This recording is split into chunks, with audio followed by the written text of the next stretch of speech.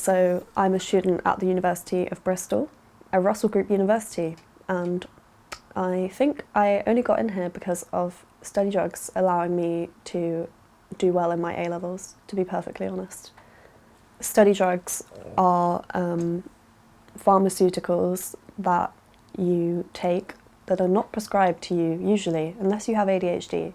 But in my case, I do not have a prescription, and they are things like modafinil or Ritalin that you take to enhance your memory and study ability, basically.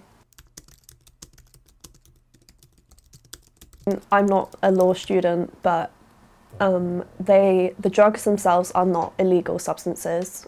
It's not like taking ecstasy or speed or something, although people can use speed as a study drug.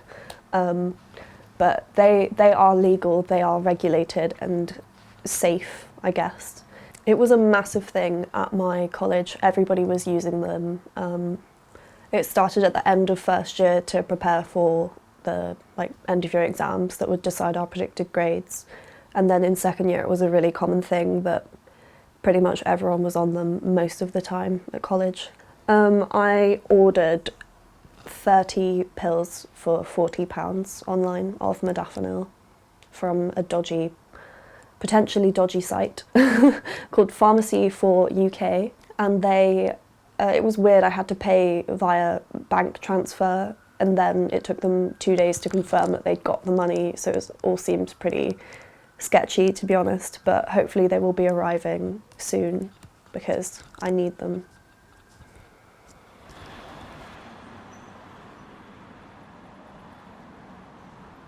I think it takes about half an hour before you start to feel a difference. Sometimes it can be longer though, and you'll notice that you probably start to feel a little bit nauseated.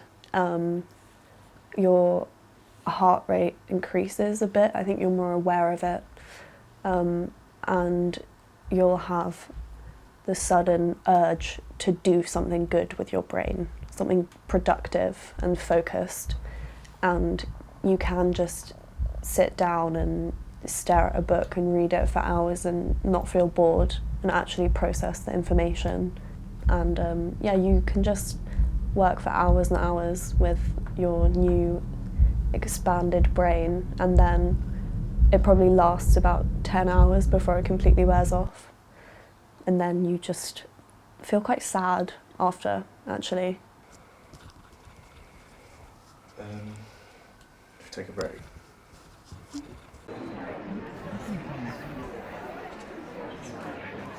I do think the university is at least partially responsible for the stress that people feel, because we do have all these crazy deadlines all at the same time, and it completely takes over your life. It's complete stress, and it's horrible, and it really impacts almost everyone's mental health and well-being.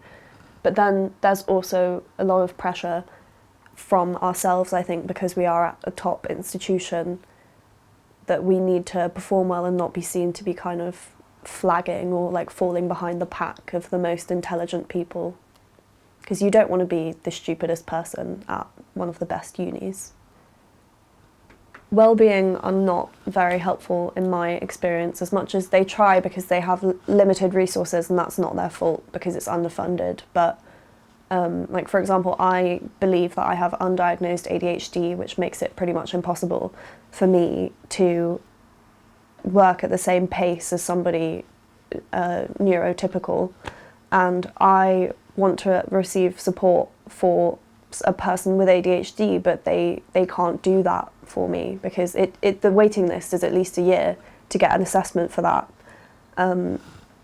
So I just buy some drugs online and take them as kind of like putting a plaster over, someone's cut my arm off and I'm just putting a little band-aid on it.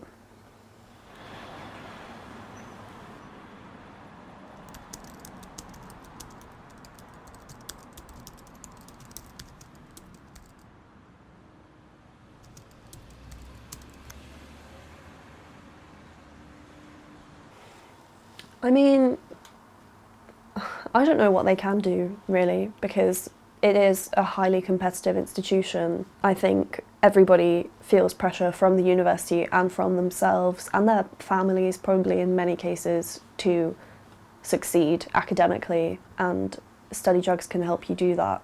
So I'm not sure what they can do, to be honest. Not very much.